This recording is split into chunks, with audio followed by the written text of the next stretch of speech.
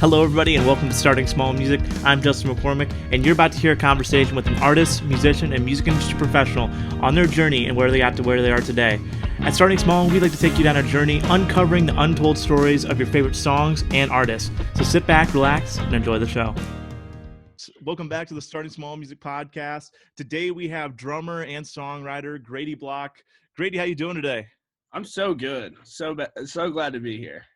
Awesome, man. So normally we get starting in your childhood, and we're going to get into that in a second.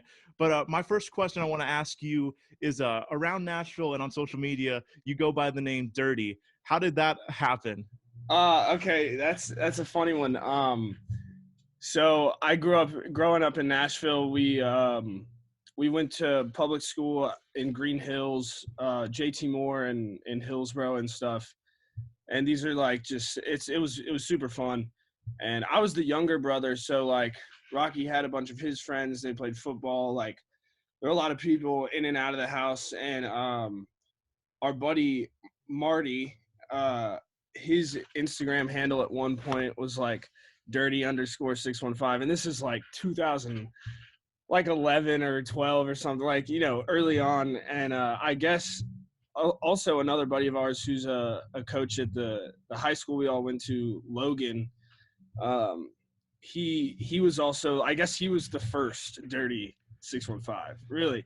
So it was my Finsta when that was a thing, when I was like a sophomore in high school. So it was really my Finsta name, and it derived from some of like my older brother's friends. And Rocky kind of like leaked that information to everybody, and so I figured that I'd just change my real one to Dirty 615. So that's kind of how the evolution behind that kind of came about. Now, is the legal name change coming soon? I don't know about that. If I do, it'll be like Dirtimus Maximus or something like that. That's awesome, man. Yeah, that's kind of where it comes from. So like I said, you grew up in Nashville. What are some of your favorite memories from your childhood growing up there? Oh man, I mean, there's a ton. Just growing up around really good players and just different people that I've seen come up kind of through the ranks and are now like super prominent guys in Nashville. It was really cool to see early on that like you can do it. People can do it that are like likely or unlikely. So that was definitely super fun to kind of see. A lot of just really cool musicians that I still look up to this day. I got to see how they did their thing, and I think that helps shape kind of the player that I am, for sure. But also just being exposed to it all was really crazy. For sure. Yeah. Your dad, obviously, huge radio personality. You were probably around a lot of really talented players growing up. How do you think that really made you want to get into music at an early age? I don't think it wasn't really forced upon me. I don't know if Rocky, would tell you the same, but for me, I had a very natural, and I know Rocky did too, but mine was very like, I was crawling down the stairs backward as a baby to like get to the drums in the basement to just like kind of hit on them and stuff. So that was kind of like my introduction into it. It was around, and I'd just sit on there and like bang and kind of like hum and sing, and that's kind of where it all started. But yeah, that was kind of my introduction to it. You know, Rocky actually gave you props. He said that you were so good at drumming that he quit and had to just learn something else. He learned everything else, and that's why Rocky's so. I'd like to take credit for that. That's why Rocky's so good, is because I was better than him. No, but he's such a talented guy, and he became really well rounded after we kind of just like decided. We did a family band with my dad and my mom, and it was really fun. My dad played bass and he hated it, and I'd do a fill and he just kind of look at me. But I learned a lot. He'd always go, if I did a fill, he'd go, look at me, look at me, look at me, look at me, look at me. And I was like, so I try to keep it pretty meat and potatoes with my style now, for sure. Yeah. Now, uh, you guys did some touring, right? Like, kind of even like around the world. uh, yeah, we did. We went to the Bahamas. I think we put on the word. People were complaining about how bad it was at the pool for sure. Like it was fun though. We can't remember where else. We've done some wild stuff back in the day for sure. It's funny that you played in the Bahamas. Now, since you played for Ernest, I know that the islands are a big part of his career as well. Yes, yeah, and we we've done some stuff. Just my family spent a lot of time in the islands. We went on this like music cruise and stuff, and my mom loves the beach. She'd keep. I'm from Tennessee. Like I'm fair skinned, and if I'm on the beach for too long, bad news. You know what I mean? So she'll keep me out there till I'm a lobster, and yeah, it would be bad. But the islands is it's definitely a big influence on Ern's stuff, and his time spent down there. It's pretty cool. Hope we get the invite down there one day once it's all sorted out. For sure. Now, not only being around a lot of very talented musicians, do you remember like is there a specific record or artist that you listened to that really like got you into music at a young age? Um, I'd say like my first like big one was probably like John Cleary in the like some New Orleans soul stuff. Fountains and Wayne, that like the record that Stacy's mom is on, top to bottom, favorite of mine. Um, that and like just the classic rock stuff, ZZ Top, just the stuff you'd like, Def Leppard, stuff you listen to in the car with your parents. For sure. Yeah, that was definitely the what I gravitated towards, I guess. Now, growing up in the '90s, were you influenced at all, like, by the hip hop that was going on there? I know that a lot of the stuff you write now is some country hip hop crossovers. No, I mean honestly, I mean I'm a '90s baby. I'm a '90s baby by I guess just what it is, but I'm like a '99. So like I really didn't. I had some friends around me kind of going into like eighth and ninth grade that really got me into it. Honestly, I didn't Totally, love rap. Like I loved and like John Mayer and like Dawes and stuff like that. Like that's what I listened to. But like once I opened up to it, it was like a Pandora's box. And this was like right when Future's doing his best work, Drake's putting out insane work. Like I guess Kendrick had already put out great stuff, but was still putting out great stuff. So like I feel like I got into it right when I needed to in order to like understand the era of like rap that I think that we kind of just went through. hmm Um, and it's still like evolving for sure, but I don't think like my favorites are as good as they are. Like I'm not as like intrigued to hear Future's new record. You know what I mean? As I totally. was in 2016 or 17.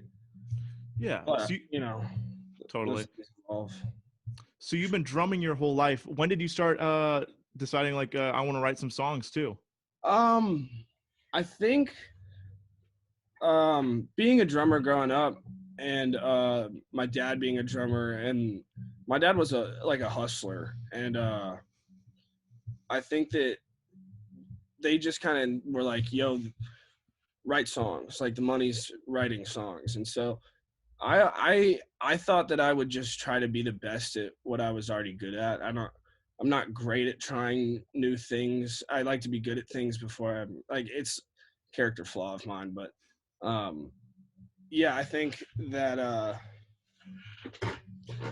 yeah, I sorry, I got off track. Where was I? Kind of just talking about how you got into writing. Oh, of course.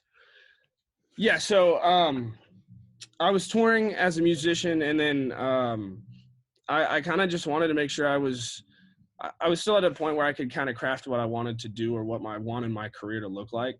And I saw the opportunity that was like, oh, if I really hone in on this for a couple years, maybe then I'll have a good shot at like getting a deal or something. And I was really making rap beats and traveling to like going to Atlanta some to do stuff, and it was really fun, but I also just like knew I don't want to leave Nashville. I love it here.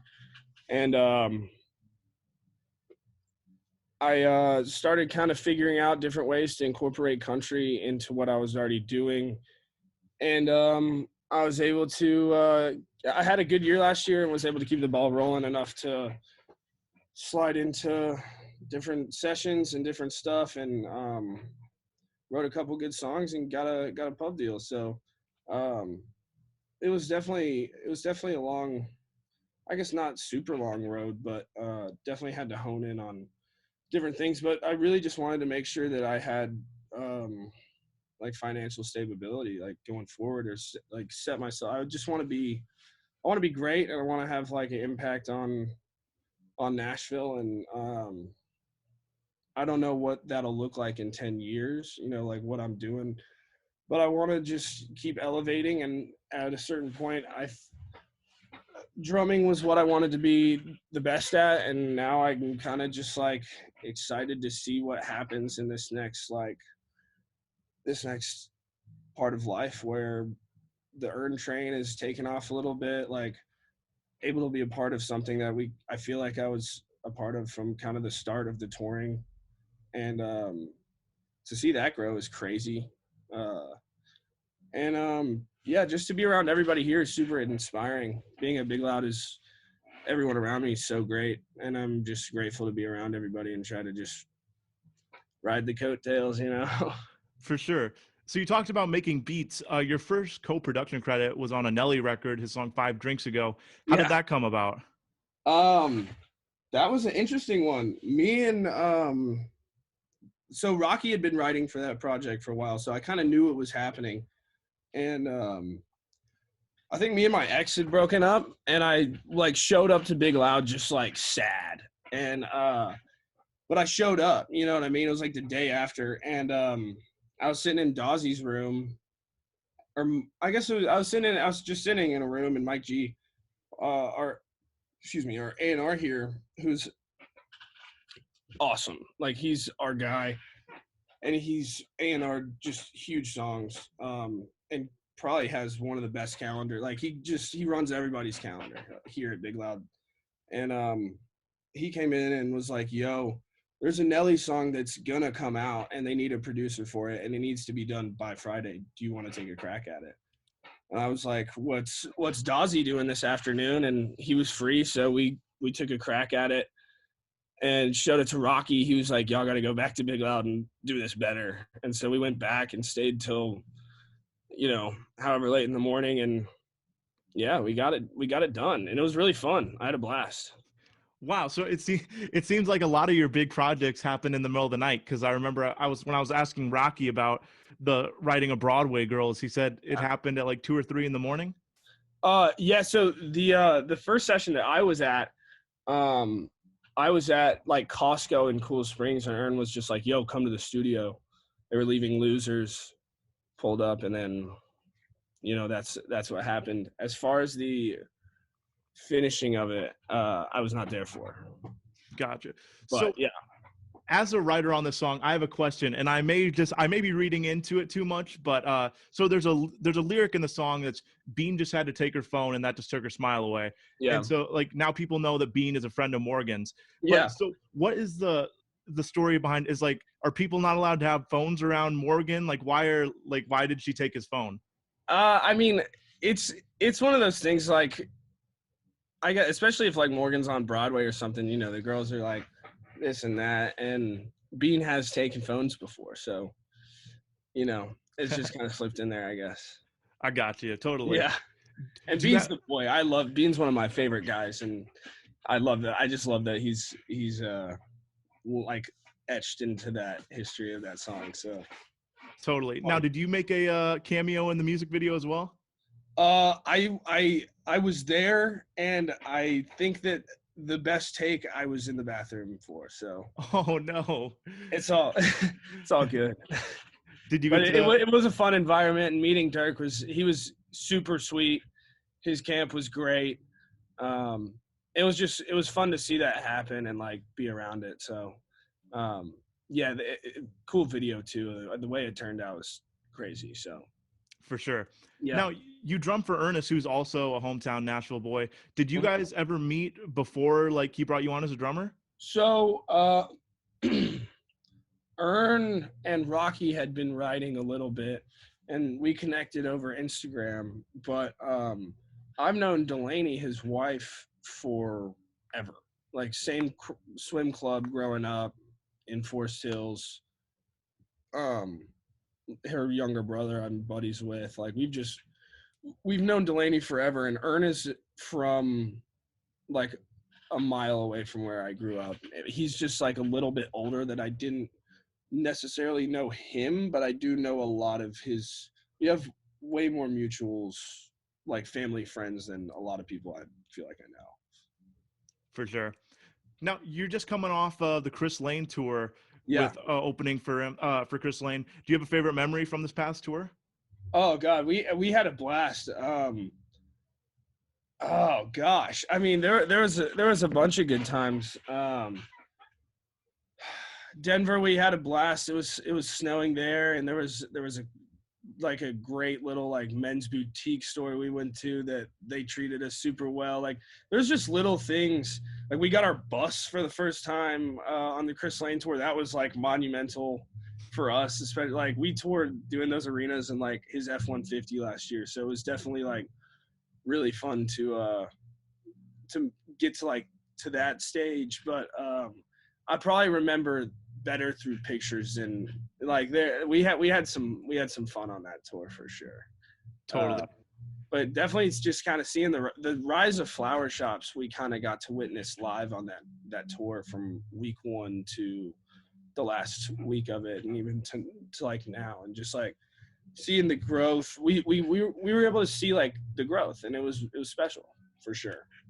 I'm sure. Now, do you have a favorite song that's in the set, either from Locals Only or the Flower Shops album? I think this new record's it's interesting. Jerry Rowe is the guy that plays on all of it, and he's more of a rocker, so it's definitely challenged me to get my chops up a little bit more than the Locals Only record. But I have a blast playing it. Did It With You is super fun to play. I love Sucker for Small Town is like awesome to play. Like I love playing those. Like Some Other Bar is super fun. Flower Shops is obviously like getting to play that song is super special, and I'm excited to just see kind of what happens next, and if there's going to be another song that gets a good response. I think there's a lot of good songs on that record, so I'm hoping we'll just it's exciting, you know. I'm stoked for Ern. He's worked his ass off for this moment, and I think that he'll keep it rolling. So yeah, I have no doubt either. And it's funny that you bring up Jerry Rowe. We actually had him on the podcast last week, and he played on my last EP. And I think you're totally right that he brings a crazy energy to the studio. Like just he's awesome. Little fills that you're like, how did he even fit that in there? You know. And I'm a meat and potatoes guy, so I'm working overtime trying to figure out what we're doing over here. And I use a really interesting. Some of it is hard to translate live for me, just based on the kit I use. I use a kids kit. It's like a 20-inch by like 16 kick and like a little snare. Yeah, you use a pretty simplistic kit on the tour, right? And so some of the fills are kind of hard to translate without having that rack tom.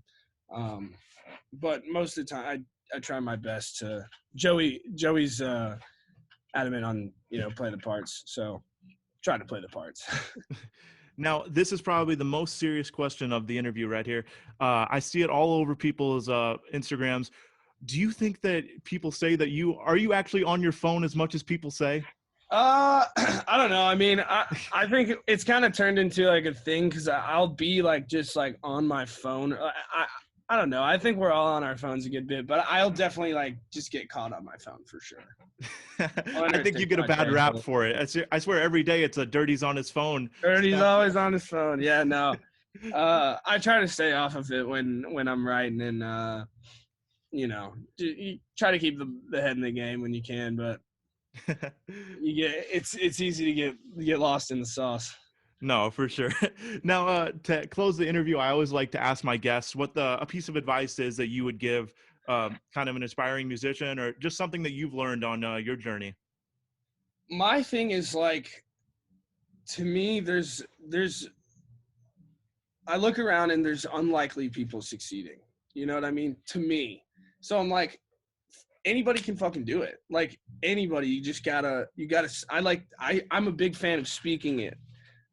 When I was 18, 19, I was like, I want to be a part of Big Loud. I don't know how. I wasn't really writing that much then, but I've said, this is what I want to be a part of. And I spoke it and I tried to make step towards it, and baby step, baby step, baby step.